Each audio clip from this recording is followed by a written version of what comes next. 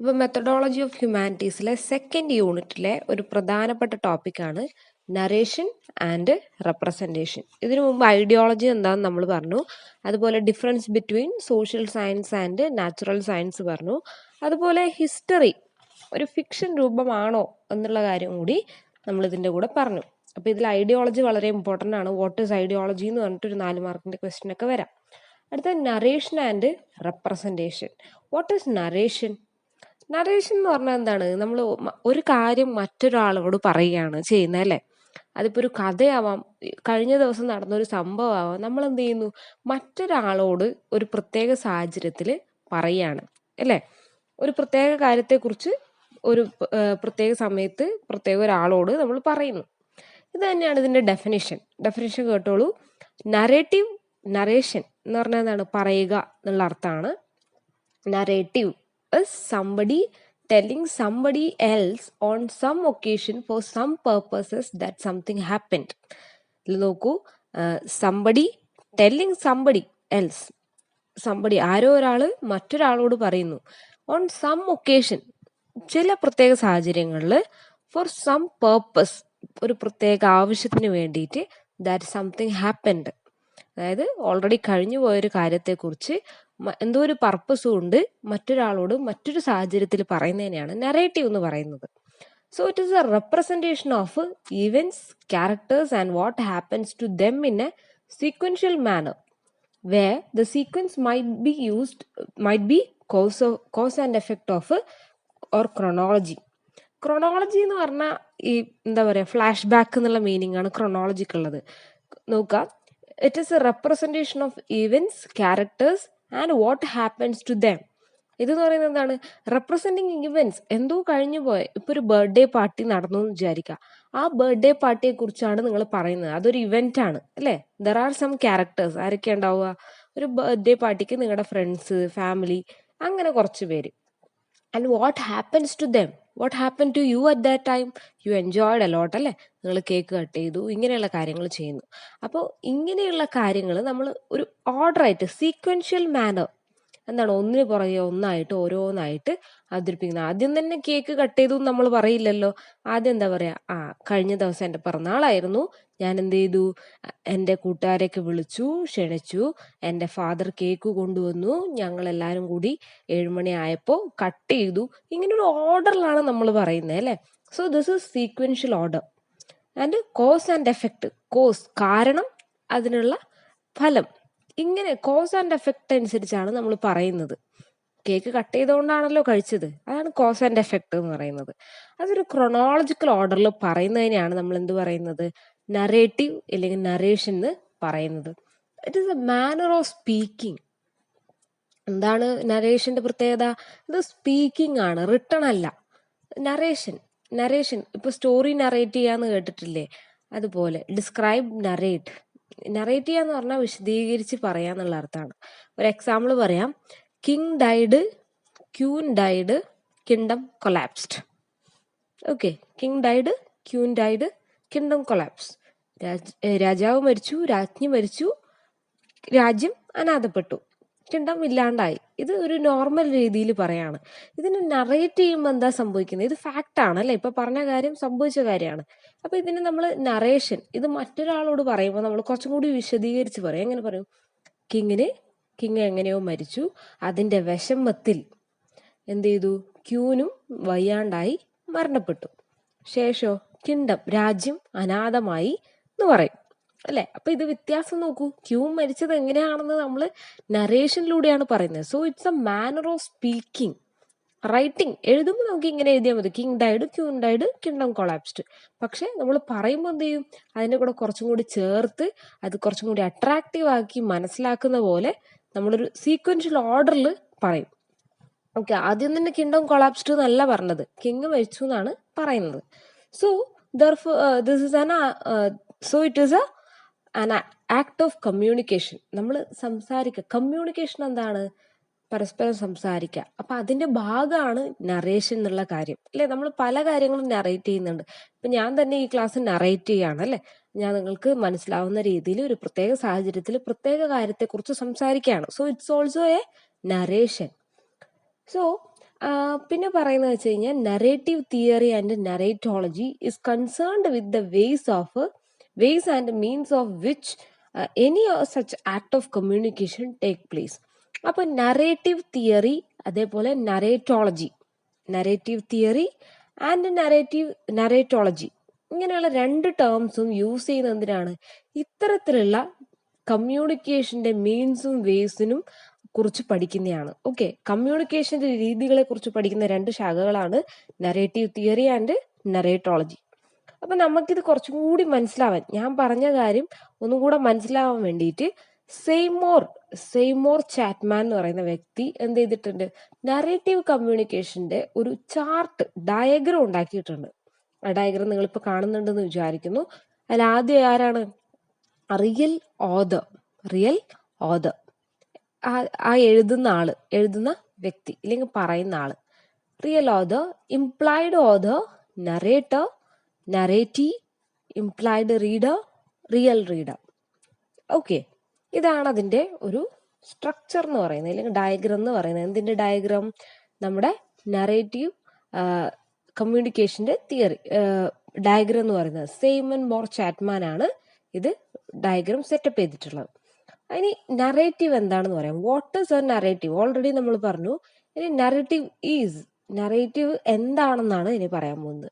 It is an act of representation using signs in a particular sequence. Signs എന്ന് പറഞ്ഞാൽ പലതരത്തിലുള്ള സൈനുകളുണ്ട് അല്ലെ. ഇപ്പൊ റിട്ടൺ സൈൻസ് ഉണ്ട്. സൈൻ എന്ന് പറഞ്ഞാൽ ആംഗ്യങ്ങൾ എന്നുള്ള, അല്ലെങ്കിൽ ഒരു കാര്യം നമ്മൾ അവതരിപ്പിക്കാൻ വേണ്ടി ഉപയോഗിക്കുന്ന വസ്തുക്കൾ അല്ലെങ്കിൽ ആക്ഷൻസ്, ഇതൊക്കെ സയൻസിൽ വരും. സൈൻ ലാംഗ്വേജ് എന്ന് കേട്ടിട്ടില്ലേ? ബോഡി ലാംഗ്വേജ്, ഇതൊക്കെ അതിന്റെ ഭാഗമായിട്ടാണ് വരുന്നത്. So act of representation using signs in a particular sequence. അതുപോലെ രണ്ടാമത്തെ point, our construction and interpretation of the world through the use of words, sounds, figures, gestures and relations. അതായത് നമ്മൾ അറിയുന്ന ഒരു കാര്യത്തെ, about the world, our construction and interpretation of the world through use of words. നമ്മൾ കണ്ടൊരു കാര്യം അല്ലെങ്കിൽ സമൂഹത്തിൽ നമ്മൾ അറിഞ്ഞൊരു കാര്യം വാക്കുകൾ മാത്രമല്ല ശബ്ദങ്ങൾ ഉപയോഗിച്ച്, ഫിഗേഴ്സ് ഉപയോഗിച്ച്, ജസ്റ്റേഴ്സ് ഉപയോഗിച്ച്, അതിന്റെ ബന്ധങ്ങൾ ഉപയോഗിച്ച് നമ്മൾ പറയുന്നു. അതായത് ഇപ്പൊ ഈ ക്ലാസ് എടുക്കുക. ഈ ക്ലാസ് ഞാൻ എന്താ ചെയ്യുന്നുള്ളത്? പറയുകയാണ് ചെയ്യുന്നുള്ളത്. എങ്ങനെ? അതിൽ ഞാൻ എന്തൊക്കെ യൂസ് ചെയ്യുന്നുണ്ട്? ഈ ഒരു മീഡിയം യൂസ് ചെയ്യുന്നുണ്ട് അല്ലെ. വീഡിയോ എന്നുള്ള ഒരു മീഡിയം യൂസ് ചെയ്യുന്നുണ്ട്. അതുപോലെ എന്റെ സൗണ്ട് യൂസ് ചെയ്യുന്നുണ്ട്. വാക്കുകൾ ഉപയോഗിക്കുന്നുണ്ട്. ഫിഗേഴ്സ്, ചിത്രങ്ങൾ ഞാൻ ഉപയോഗിക്കുന്നുണ്ട്. ആക്ഷൻസ്, ചിലപ്പോൾ എന്തെങ്കിലും ആക്ഷൻ ചേർക്കുകയാണെങ്കിൽ അതിൽ ആക്ഷൻസ് ചേർക്കുന്നുണ്ട്. ഇങ്ങനെ എല്ലാം കൂടി ചേർന്നിട്ടുള്ളതാണ് ഒരു നറേഷൻ എന്ന് പറയുന്നത്. And it's interpretation of the world. Interpretation of world through use of words and sounds എന്ന് മനസ്സിലാക്കാം. അടുത്തത് about language, because sounds, words, gestures all are signs. ഇപ്പൊ നേരത്തെ നമ്മളൊരു സൈൻ പറഞ്ഞു. അതെന്താ? ഭാഷയെ കുറിച്ച് നോക്കുകയാണെങ്കിൽ സൗണ്ട്, വാക്ക്, ആക്ഷൻസ്, ഇതൊക്കെ എന്തിന്റെ ഭാഗമാണ്? സയൻസിന്റെ ഭാഗമാണ്. സൈൻ, SIGNന്റെ ഭാഗമാണ്. So it is A Inter disciplinary in nature. അതായത് ഈ നറേഷൻ ആൻഡ് റെപ്രസെന്റേഷൻ എന്ന് പറയുന്ന കാര്യം ഈ ആ ഒരു സബ്ജക്റ്റ് ഹ്യൂമാനിറ്റീസിൽ മാത്രം നിൽക്കുന്നതല്ല, എല്ലാ ഫീൽഡിലും ഈ കാര്യം നമുക്ക് കാണാൻ പറ്റും.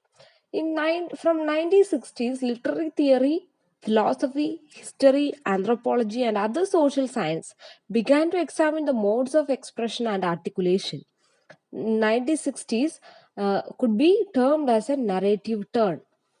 അപ്പോൾ എല്ലാ ഫീൽഡുകളിലും, ഫിലോസഫിയിലായാലും, ഹിസ്റ്ററിയിലായാലും, ലിറ്റററി തിയറിയിലായാലും, ആന്ത്രോപോളജിയിലായാലും, സോഷ്യൽ സയൻസിലായാലും എല്ലാത്തിലും ഈ mode of expression and articulation, ഒരു കാര്യം അവതരിപ്പിക്കുന്നത്, അതേപോലെ അതിനെക്കുറിച്ച് സംസാരിക്കുന്നതിനെ കുറിച്ച് എന്തുണ്ടായി? വലിയ മാറ്റങ്ങൾ, ഇല്ലെങ്കിൽ അതിനെക്കുറിച്ച് പഠിക്കാൻ വേണ്ടി ആളുകൾ തയ്യാറായി. അങ്ങനെ 1960 കാലഘട്ടങ്ങളെ വിളിക്കുന്നത് തന്നെ നറേറ്റീവ് ടേൺ എന്നാണ് വിളിക്കുന്നത്. അപ്പൊ ഈ സെക്ഷനിൽ നമ്മൾ എന്താണ് പറഞ്ഞത്? What is narrative? നറേറ്റീവ് എന്താണ്? Somebody telling somebody else on some occasion and for some purpose that something happened. ഒന്നിനെ കുറിച്ച് മറ്റൊരാളോട് ഒരു പ്രത്യേക സാഹചര്യത്തിൽ നമ്മൾ ആ വിഷയത്തെ അവതരിപ്പിക്കുകയാണ് ചെയ്യുന്നത്. അതാണ് നറേറ്റീവ്. ഓക്കെ, അതിൽ ക്യാരക്ടേഴ്സ് ഉണ്ടാവും. അതിൽ റെപ്രസെന്റേഷൻ ഇവന്റ്സ്, എന്താണോ പറയാനുള്ളത് അതിനെ നമ്മൾ റെപ്രസെന്റ് ചെയ്യും. ക്യാരക്ടേഴ്സ് ഉണ്ടാവും, അതുപോലെ എന്ത് സംഭവിച്ചു എന്ന് ഒക്കെ നമ്മളൊരു സീക്വൻഷ്യൽ ഓർഡർ ആയിട്ട് പറയും. ഇതാണ് പറഞ്ഞത്. മാത്രമല്ല it's a manner of speaking, ഇത് സംസാരിക്കുന്നതിന്റെ ഭാഗമായിട്ടുള്ള ഒരു കാര്യമാണെന്ന് പറഞ്ഞു. മാത്രമല്ല നറേറ്റീവ് എന്ന് പറയുന്നത് it's an act of representation using signs in a particular sequence. അതായത് വ്യത്യസ്തങ്ങളായ വാക്കുകളായാലും ആക്ഷൻസ് ആയാലും എല്ലാം പ്രത്യേക രീതിയിൽ നമ്മൾ അവതരിപ്പിക്കുമ്പോൾ അതൊരു നറേറ്റീവ് ആണെന്ന് നമുക്ക് പറയാം. അടുത്ത ടോപ്പിക് എന്ന് പറയുന്നത് reality and as representation. Reality and representation ആണ് പറയാൻ പോകുന്നത്. ഇവിടെ ഒരു ബുക്കിന്റെ പേര് പറയുന്നുണ്ട്, ഓർത്തു നോക്കുക, the narrative construction of reality. നേരത്തെ സോഷ്യൽ കൺസ്ട്രക്ഷൻ ഓഫ് റിയാലിറ്റി നമ്മൾ പഠിച്ചായിരുന്നു. അതുപോലെ ഇവിടെ അടുത്തൊരു ബുക്കാണ് the narrative construction of reality. എഴുതിയിട്ടുള്ളത് ജെറോം ബ്രണർ ആണ്. Jerome Bruner in his essay entitled the narrative construction of reality. Jerome ബ്രണറിന്റെ ബുക്കിലാണ് ആദ്യമായിട്ട്, അദ്ദേഹത്തിന്റെ എസ്സേയിലാണ് the narrative construction of reality എന്നുള്ള ടോപ്പിക് സംസാരിക്കുന്നത്. He argued that the humans organize their experience and memories of experience in the form of narratives, myths, excuses and explanations. അതായത് മനുഷ്യന്റെ അനുഭവങ്ങൾ എപ്പോഴും എന്താണ് എക്സ്പ്രസ് ചെയ്യുന്നത്, ഇല്ലെങ്കിൽ അദ്ദേഹം മെമ്മറൈസ് ചെയ്യുന്നത് എങ്ങനെയാണ്? പലതരത്തിലുള്ള നറേറ്റീവ് ഫോംസിലൂടെയാണ്. അതായത് മിത്തുകളാവാം, മിത്ത് എന്ന് പറഞ്ഞാൽ എന്താണ്, വിശ്വാസങ്ങളാവാം, അതുപോലെ എക്സ്ക്യൂസസ് ആവാം, അതുപോലെ എക്സ്പ്ലനേഷൻസ് ആവാം. നോക്കൂ, പണ്ട് ഇപ്പൊ ഒരു ഹിസ്റ്ററി എന്നുള്ള ഒരു കാര്യം എടുക്കാം. ഹിസ്റ്റോറിയൻസിന് പറയാനുള്ള കാര്യം നമ്മളോട് നറേറ്റ് ചെയ്ത് പറയാണ്. അതുപോലെയുള്ള നമ്മൾ കുട്ടിക്കാലത്തൊക്കെ കേട്ടിട്ടുള്ള കഥകൾ, ഇതൊക്കെ നറേഷൻസ് ആണ്, നമുക്ക് ഓരോ ഗുണപാഠങ്ങൾ തരുന്ന കഥകളായിരുന്നു. സോ ഇതൊക്കെ എന്താണ്, ഓരോ മനുഷ്യന്റെ എക്സ്പീരിയൻസും മെമ്മറി ഓഫ് എക്സ്പീരിയൻസും ഒക്കെ ഷെയർ ചെയ്യുന്നത് നറേറ്റീവ് ഫോംസിലാണ് എന്ന് മനസ്സിലാക്കാം. These require knowledge of cultural conventions to substantiate. അപ്പോൾ ഇങ്ങനെയുള്ള നോളജുകൾ, ഇങ്ങനെ കൈമാറ്റം ചെയ്യുന്ന നോളജുകൾ, നറേഷനിലൂടെ കൈമാറ്റം ചെയ്യുന്ന നോളജിന് എന്താണ് വേണ്ടത്? Cultural conventions to substantiate this. അപ്പൊ അതിനൊരു കൾച്ചറൽ കൺവെൻഷൻ, നമ്മളെ കൾച്ചറും അതിനുമായിട്ട് ബന്ധമുണ്ടെന്നാണ് പറയുന്നത്. Narratives are a version of reality whose acceptability has been established by a social convention and common practices of interpretation. അപ്പൊ ഇത് യഥാർത്ഥത്തിന്റെ റിയാലിറ്റീന്റെ തന്നെ ഒരു വേർഷനാണ്, ഒരു ഭാഗം തന്നെയാണ് ഈ നറേറ്റീവ്സ് എന്ന് പറയുന്നത്. ഇത് സോഷ്യലി എല്ലാവരും ആക്സെപ്റ്റ് ചെയ്യുന്ന കോമൺ പ്രാക്ടീസസ് ഓഫ് ഇന്റർപ്രിട്ടേഷൻ, എല്ലാവരും കേൾക്കുന്ന, എല്ലാവരും അറിയുന്ന ഒരു കാര്യമാണ് എന്ത്, ഈ പറയുന്ന നറേറ്റീവ്സ് എന്ന് പറയുന്നത്. Representation can seek provide reality in two ways. ഏത് ടു വേസ്? അപ്പൊ റെപ്രസെന്റേഷൻ എന്ന് പറയുന്നത്, റെപ്രസെന്റേഷൻ എന്താണെന്ന് മനസ്സിലായെന്ന് വിചാരിക്കുന്നു. റെപ്രസെന്റേഷൻ എന്താണ്, അത് ഇനിയും കൂടി കുറച്ചും കൂടി പറയുമ്പോൾ നിങ്ങൾക്ക് ഒന്നും കൂടി ക്ലിയർ ആവും. അതായത് കാര്യങ്ങളെ അവതരിപ്പിക്കാം, അതാണ് റെപ്രസെന്റേഷൻ. അത് പറയുന്നതിനാണ് എന്ത് പറയുന്നത്, നറേറ്റീവ്സ് എന്ന് പറയുന്നത്. റെപ്രസെന്റേഷൻ നമുക്ക് റിയാലിറ്റിയിൽ റെപ്രസെന്റേഷൻ, അതായത് അതിനെ രണ്ട് വേസിൽ നമുക്ക് പറയാൻ പറ്റും. ഒന്ന് mimesis or imitation. Mimesis or imitation. Mimesis എന്ന് പറയുന്നത് ഈ ഒരു ഐഡിയ മുന്നോട്ട് വെച്ച് തന്നെ ഗ്രീക്ക് ഫിലോസഫേഴ്സ് ആയ പ്ലേറ്റോയും അരിസ്റ്റോട്ടിലാണ്. മിമെസിസ് ഓർ ഇമിറ്റേഷൻ. ഇമിറ്റേഷൻ എന്നുള്ള വാക്ക് തന്നെ ഓർത്ത് വെച്ചോളൂ. Plato argued that the poet who describes a bed in his poem not true to the original bed is an idea and exists only in heaven. But the carpenter who makes a bed is closer to the true nature of this and the nature of the bed, and because he makes. The poet only describes a bed is a far removed from reality of the bed because he does not make it.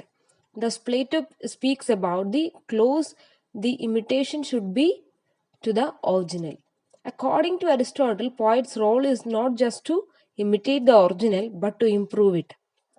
Mimesis has a very useful purpose. When a tragic play imitates human life, it reveals the truth about human nature and convinces us of the reality. It helps one to experience a relief or catharsis, which is effect of a mimesis or direct representation of a reality. ഇത് example വെച്ചിട്ടാണ് നമുക്ക് പ്ലേറ്റോയും അരിസ്റ്റോട്ടലും പറഞ്ഞു തന്നിട്ടുള്ളത്. പ്ലേറ്റോയും Aristotle എന്നൊക്കെ പറയുന്നത് എന്താണ്, Greek philosophers ആണ്. വളരെ പഴയ ഗ്രീക്ക് ഫിലോസഫേഴ്സ് ആണ്. ഒരുപാട് തിയറീസ് ഒക്കെ എന്താണ് ഓരോ ഫീൽഡിലും ഇൻട്രൊഡ്യൂസ് ചെയ്തിട്ടുള്ള വ്യക്തികളാണ്.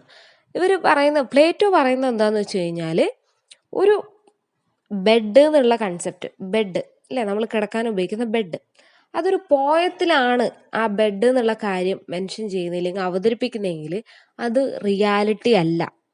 ശരിക്കും റിയാലിറ്റി ഉണ്ടോ? പോയത്തിൽ ശരിക്കും ആ ബെഡിനെ നമുക്ക് തൊടാനോ പിടിക്കാനോ ഒന്നും പറ്റില്ലല്ലോ. അതുകൊണ്ട് തന്നെ അത് റിയാലിറ്റി അല്ല, ഇതൊരു ഇമിറ്റേഷൻ മാത്രമാണെന്നാണ് പറയുന്നത്. സോ ബെഡ് എന്നുള്ള ശരിക്കുള്ള ബെഡ് എന്ന് പറയുന്നത് നമ്മുടെ മൈൻഡിലുള്ള കൺസെപ്റ്റാണ്. So it's heaven. നമ്മുടെ മൈൻഡിലുള്ള കൺസെപ്റ്റ് അല്ലേ വാട്ട് ഇസ് ബെഡ് എന്നുള്ളത്. അത് എന്ത് ചെയ്യുന്നു, അത് എവിടെയോ ആണ്, വളരെ ദൂരെയാണ്. അതുകൊണ്ട് തന്നെ ഈ പോയിറ്റ് അത് അവതരിപ്പിക്കുമ്പോൾ അതിന്റെ ഇമിറ്റേഷൻ മാത്രമാണ്, ഇല്ലെങ്കിൽ ആ ഒരു ഐഡിയ കോപ്പി അടിക്കാൻ മാത്രമാണ് ചെയ്യുന്നതെന്നാണ് പറയുന്നത്. ഇമിറ്റേഷൻ മാത്രമാണ് ചെയ്യുന്നത്. സോ റിയാലിറ്റി എന്ന് പറയുന്നത് ഒരുപാട് ദൂരെയാണ്. എല്ലാവരും ഇമിറ്റേറ്റ് ചെയ്യാണ് ചെയ്യുന്നത്. ഇപ്പൊ ഒരു കാർപ്പൻ്റർ ഒരു ടേബിൾ അല്ലെങ്കിൽ ബെഡ് ഉണ്ടാക്കാന്ന് വിചാരിക്കുക. കാർപ്പൻ്റർ ബെഡ് ഉണ്ടാക്കാന്ന് വിചാരിക്കുക. അദ്ദേഹം മരം കൊണ്ട് ഉണ്ടാക്കുന്നതേ ഉള്ളൂ. ശരിക്കും അത് തന്നെയാണോ, റിയാലിറ്റിയിലുള്ള ബെഡ് അത് തന്നെയാണോ എന്ന് ചോദിച്ചു കഴിഞ്ഞാൽ പറയാൻ പറ്റില്ല. പക്ഷെ അരിസ്റ്റോട്ടൽ എന്ന് പറയുന്നത്, അരിസ്റ്റോട്ടൽ ഇതിന് കുറച്ച് ഓപ്പോസിറ്റ് ആയിട്ടാണ് പറയുന്നത്. അരിസ്റ്റോട്ടലിന്റെ അഭിപ്രായത്തിൽ ശരിക്കും ഒറിജിനലിനെ ഇമിറ്റേറ്റ് ചെയ്യല്ല, ഒറിജിനൽ തന്നെയാണത്, അല്ലാണ്ട് ഇമിറ്റേഷൻ അല്ല എന്നാണ് പറയുന്നത്. അതായത് ഇപ്പോൾ ഒരു ട്രാജിക് പ്ലേ, അതായത് ദുരന്ത നാടകങ്ങൾ, അതിൽ ഹ്യൂമൻ ലൈഫിനെയാണ് എന്ത് ചെയ്യുന്നത്, കോപ്പി ചെയ്യുന്നത്. ഹ്യൂമൻ ലൈഫിൽ നടക്കുന്ന പ്രശ്നങ്ങളാണ് ഓരോ ട്രാജിക് ഡ്രാമ ആയാലും കോമിക് ഡ്രാമ ആയാലും ടോപ്പിക് ആയിട്ട് വരുന്നത്. അപ്പൊ ഇതെന്താ ചെയ്യുന്നത്, റിയാലിറ്റിയിലുള്ള കാര്യം അല്ലെ, ട്രൂത്ത് എന്നുള്ള കാര്യത്തെ ആണ് അവതരിപ്പിക്കുന്നത്. അതപ്പോ എങ്ങനെയാണ് റിയാലിറ്റി അല്ലാണ്ടാവുന്നതെന്നാണ് പറയുന്നത്. So he says it's a direct representation of reality. റിയാലിറ്റിന്റെ യഥാർത്ഥ റെപ്രസെന്റേഷൻ തന്നെയാണ്, ആ കാര്യം തന്നെയാണ് നമ്മളുടെ മുന്നിൽ അവതരിപ്പിക്കുന്നതെന്നാണ് അരിസ്റ്റോട്ടലിന്റെ അഭിപ്രായം. പക്ഷെ എന്താണ് പ്ലേറ്റോന്റെ അഭിപ്രായം? പ്ലേറ്റോ പറയുന്നത് ഇതിന്റെ ഡയറക്റ്റ് ഓപ്പോസിറ്റ് ആണ്. എന്താണ്, ഒരിക്കലും ഇതൊരു ഡയറക്റ്റ് റിയാലിറ്റി അല്ല എന്നാണ് അദ്ദേഹത്തിന്റെ അഭിപ്രായം. ഇതൊരു റെപ്രസെന്റേഷൻ ഓഫ് റിയാലിറ്റി അല്ല എന്നാണ് പ്ലേറ്റോന്റെ അഭിപ്രായം. സോ ക്ലോസ് ഇമിറ്റേഷൻ ആണെന്നാണ് പ്ലേറ്റോ പറയുന്നത്. അരിസ്റ്റോട്ടിൽ പറയുന്നത് ഡയറക്റ്റ് റെപ്രസെന്റേഷൻ ഓഫ് റിയാലിറ്റി. ചിലപ്പോൾ ഇതിങ്ങനെ തന്നെ ചോദിക്കാം, പ്ലേറ്റോന്റെയും അരിസ്റ്റോട്ടലിന്റെയും അഭിപ്രായം, നറേഷൻ ആൻഡ് റെപ്രസെന്റേഷനിലുള്ള അഭിപ്രായം. പ്ലേറ്റോ പറയുന്നു ഇത് എന്താണ്, ഇമിറ്റേഷൻ ആണ്, ക്ലോസ് ഇമിറ്റേഷൻ ആണ്, ശരിക്കും ഒറിജിനലിന്റെ ഒരു ക്ലോസ് ഇമിറ്റേഷൻ ആണ് ബാക്കി എല്ലാ കാര്യങ്ങളും. എക്സാമ്പിൾ ആയിട്ട് ബെഡിന്റെ കേസ് പറയാം. ബെഡ് എന്ന് പറയുന്ന ഒരു കൺസെപ്റ്റ് ആണ്, അതിനെന്ത് ചെയ്യാണ്, ഇമിറ്റേറ്റ് ചെയ്യാണ് നമ്മൾ ചെയ്യുന്നത്. അതുവഴിയാണ് ഒരു ബെഡ് ഉണ്ടാവുന്നത്. അരിസ്റ്റോട്ടിൽ പറഞ്ഞു അങ്ങനെയല്ല, ഇപ്പൊ ഒരു ട്രാജിക് പ്ലേ എന്ത് ചെയ്യുന്നു, ഇമിറ്റേറ്റ് ചെയ്തിട്ട് ഹ്യൂമൻ ലൈഫിനെ ഇമിറ്റേറ്റ് ചെയ്ത് അവതരിപ്പിക്കുന്നു. അപ്പൊ എന്താ സംഭവിക്കുന്നത്, ശരിക്കും ഇമിറ്റേഷൻ വഴി അതിനെ തന്നെ റെപ്രസെന്റ് ചെയ്യാണ് ചെയ്യുന്നത്. ഡയറക്റ്റ് റെപ്രസെന്റേഷൻ എന്നാണ് പറയുന്നത്. അടുത്തത് ഡയജസിസ് ആണ് അടുത്ത പറയുന്നത്. Diegesis. Okay, so it's opposite of a mimesis. The events in a novel or a short story are narrated indirectly. The author leaves the reader or the audience to find out the truth. This is telling where the audience has to find out the truth of reality or human life. It is an indirect representation of a reality. Narratives often combine the both types of narration. Most narratives combine showing and telling, the description of settings, characteristics, and even might be mimetic narration, the inner workings of characters, or personally form of diegetic narration. Okay. അപ്പൊ ഡൈജസിസ് എന്ന് പറയുന്നത് മിമസിസിന്റെ opposite ആണ്. എന്താണ് മിമസിസ്? നമ്മൾ already പറഞ്ഞു, എല്ലാം തന്നെ ഒറിജിനലിനെ copy അടിക്കുകയാണ് ചെയ്യുന്നത്, ഇമിറ്റേഷൻ ആണ് ചെയ്യുന്നത്, ക്ലോസ് ഇമിറ്റേഷൻ ആണ് ചെയ്യുന്നത്. സോ ഇതിൽ പറയുന്നത് എന്താണെന്ന് വെച്ച് കഴിഞ്ഞാൽ, ഇപ്പൊ ഒരു ഷോർട്ട് സ്റ്റോറി ആയാലും നോവൽ ആയാലും എല്ലാം ഇൻഡയറക്റ്റ് ആയിട്ടാണ് നമ്മളുടെ മുന്നിൽ അവതരിപ്പിക്കപ്പെടുന്നത്. ശരിക്കും ഡയറക്റ്റ് അല്ല അവതരിപ്പിക്കുന്നത്, ഇൻഡയറക്റ്റ് ആയിട്ടാണ്. മാത്രമല്ല റീഡേഴ്സ് എന്ത് ചെയ്യുന്നു, നമ്മുടെ ഓതർ ഇത് എഴുതുന്ന ആളെന്ത് ചെയ്യുന്നു, റീഡേഴ്സിനെ സത്യം കണ്ടുപിടിക്കാനായി മുന്നോട്ട് നയിക്കുന്നു എന്നാണ് പറയുന്നത്. Readers or audience to find out the truth. ശരിക്കും അതിലുള്ള എന്താണോ പറയാൻ ഉദ്ദേശിച്ചത് അത് നമ്മളാണ് മനസ്സിലാക്കിയെടുക്കേണ്ടത് എന്നാണ് ഈ ഡൈജസ്റ്റസിൽ പറയുന്നത്. This is telling where the audience has to find out the truths of reality of human life. അതായത് ഇപ്പോൾ ഒരു കഥയിൽ ഒരു എന്താണ് അപരിചിതരായ ഇല്ലെങ്കിൽ ഓദറിന്റെ ക്രിയേഷനായ രണ്ട് ക്യാരക്ടേഴ്സ് ഉണ്ടെന്ന് വിചാരിക്കാം. അവരുടെ ലൈഫിലെ പ്രശ്നങ്ങൾ ഇതൊക്കെ അവതരിപ്പിക്കുന്നു. അപ്പൊ ശരിക്കും നമ്മൾ എന്താണ് ചെയ്യേണ്ടത്? അതിൽ നിന്നും സത്യം മനസ്സിലാക്കി നമ്മുടെ ജീവിതത്തിലെ ഭാഗങ്ങൾ തിരിച്ചറിയുക, ഇതാണ് ചെയ്യേണ്ടത്.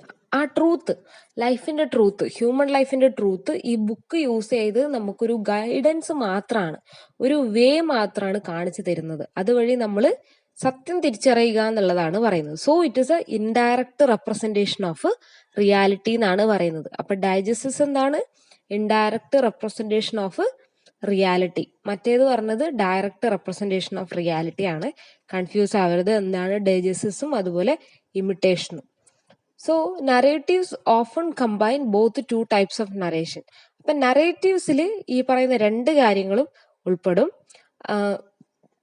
മിമറ്റിക്കും പെടും, ഡൈജസ്റ്റസും പെടുന്നാണ് പറയുന്നത്.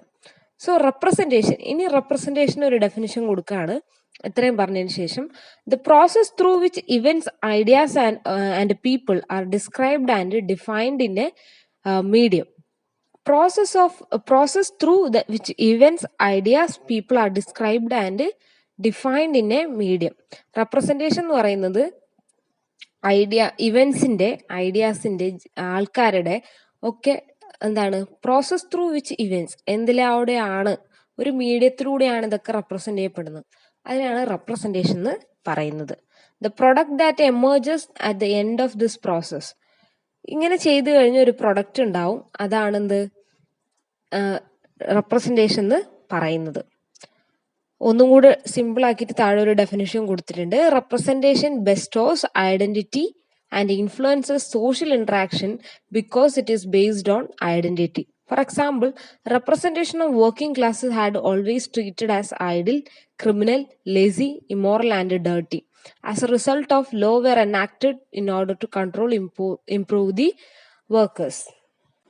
ഫോർ എക്സാമ്പിൾ, നമ്മളെല്ലാവരും സമൂഹത്തിൽ ഓരോ റെപ്രസെൻറ്റേറ്റീവ്സ് ആണ്. ഇപ്പം ഞാൻ എന്ന് പറഞ്ഞ ടീച്ചേഴ്സ് എന്നുള്ള ആ ഒരു കാറ്റഗറീനെ റെപ്രസെൻ്റ് ചെയ്യുന്നു. നിങ്ങൾ സ്റ്റുഡൻറ്റ് എന്നുള്ള ആ ഒരു ഗ്രൂപ്പിനെ റെപ്രസെൻ്റ് ചെയ്യുന്നു. അതുപോലെ എന്താണ്, ഓരോ ഐഡൻറ്റിറ്റിനെയാണ് റെപ്രസെൻറ്റേഷൻ കാണിക്കുന്നതെന്നാണ് പറയുന്നത്. സോഷ്യൽ ഇൻട്രാക്ഷൻ, അത് സമൂഹത്തിലെ ഇൻട്രാക്ഷൻസിനെ എന്ത് ചെയ്യും, ഇൻഫ്ലുവൻസ് ചെയ്യും. മാത്രമല്ല it is completely based on identity. For example, ഇപ്പോൾ വർക്കിംഗ് ക്ലാസിന്റെ റെപ്രസെൻറ്റേഷൻ എന്ന് പറയുന്നത് എപ്പോഴും അവരെ കാണുന്നത് ഐഡിയലായിട്ടും ക്രിമിനൽസ് ആയിട്ടും ലേസി ആയിട്ടൊക്കെയാണ്, ഇമ്മോറലും ഡേർട്ടി ഒക്കെ ആയിട്ടാണ് കാണുന്നത്. കാരണം എന്താണ്, അവരുടെ റെപ്രസെൻറ്റേഷൻ അങ്ങനെയാണ്. So representation bestows identity, this identity is taken as true. അപ്പോൾ ഇപ്പം ഞാൻ എടുക്കുന്ന ക്ലാസ് നിങ്ങൾക്ക് മനസ്സിലായില്ലെങ്കിൽ ഞാൻ എന്തിൻ്റെ റെപ്രസെൻറ്റേറ്റീവ് ആണ്, ടീച്ചറിന്റെ റെപ്രസെൻറ്റേറ്റീവ് ആണ്. അപ്പോൾ അത് മനസ്സിലായില്ലെങ്കിൽ നിങ്ങൾ എന്ത് ചെയ്യും, ആ കംപ്ലീറ്റ് ആ വിഭാഗത്തെ ഇതിലൂടെ റെപ്രസെന്റ് ചെയ്യും, ഞാൻ എന്ന വ്യക്തിയിലൂടെ റെപ്രസെന്റ് ചെയ്യും. സോ അതാണ് ഇവിടെ ഉദ്ദേശിക്കുന്നത്. അപ്പോൾ ഇതൊരു ഐഡന്റിറ്റി ആയിട്ട് ബന്ധപ്പെട്ട കാര്യമാണ്. Reality interpreted when it gets represented, meaning is attributed to a thing or a group of event or a person through the process of representation. Reality is interpreted when it is get represented. Reality എന്നുള്ള കാര്യം, യഥാർത്ഥമായുള്ള എന്നുള്ള വിശ്വാസം, ആ ഒരു കാര്യം represent ചെയ്യപ്പെടുന്നത് അത് interpret ചെയ്യുമ്പോഴാണ്. അതെന്താണെന്ന്, റിയാലിറ്റി എന്താണെന്ന് മനസ്സിലാക്കുമ്പോഴാണ് നമ്മൾ റിയാലിറ്റീനെ റെപ്രസെന്റ് ചെയ്യുന്നത്. Meaning is attributed to a thing or a group or event or a person through the process of representation. ഓരോന്നിന്റെ അർത്ഥം കിട്ടുന്നത് ഈ റെപ്രസെന്റേഷൻ വഴിയാണ്, അല്ലെ? ഓരോ വാക്കിനും അർത്ഥം വരുന്നത് അത് പ്രത്യേക ഒരു സാഹചര്യത്തിൽ അത് റെപ്രസെന്റ് ചെയ്യുമ്പോഴാണ് അതിന് മീനിങ് വരുന്നത്. ഓക്കെ, അതുപോലെ അങ്ങനെ 1970 കാലഘട്ടങ്ങളിൽ അന്നുണ്ടായിരുന്ന റൈറ്റേഴ്സ് എന്ത് ചെയ്തു എന്ന് വെച്ച് കഴിഞ്ഞാൽ ഒരു എക്സ്പെരിമെന്റ് നടത്തി. എക്സ്പെരിമെന്റ് എന്ന് പറയുന്നത് ഈ റിയാലിറ്റി, യഥാർത്ഥത്തിൽ ഇപ്പൊ നടക്കുന്ന കാര്യങ്ങളെ എങ്ങനെയൊക്കെ നമുക്ക് അവതരിപ്പിക്കാം, അങ്ങനെ ഒരു ഐഡിയ ഉണ്ടായി. അങ്ങനെ അതിൽ നിന്നും ഉരുത്തിരിഞ്ഞ 2 പോയിന്റ്സ് ആണ്, 2 ടൈപ്പ് നറേറ്റീവ്സ് ആണ്. ഒന്ന് describes the world of the novel as through it was real. Describes the world of the novel as through it's real. ഒരു എന്താണ്, നോവലിന്റെ പശ്ചാത്തലം എന്ന് പറയുന്നത് റിയൽ ആണെന്നുള്ള രീതിയിൽ അവതരിപ്പിക്കാം. പിന്നൊന്ന് makes it clear that the world of novel is still fiction. പിന്നെന്ന് പറയുന്നത് ഈ നോവലിൽ പറയുന്ന കാര്യങ്ങളൊക്കെ ഫിക്ഷൻ ആണ്, കെട്ടുകഥയാണെന്നുള്ള രീതിയിൽ അവതരിപ്പിക്കാം. ഇതാണ് 2 രീതി. ഓക്കെ, ഇതിന്റെ കണ്ടിന്യൂഷൻ നമുക്ക് അടുത്ത ക്ലാസ്സിൽ എടുക്കാം. Thank you.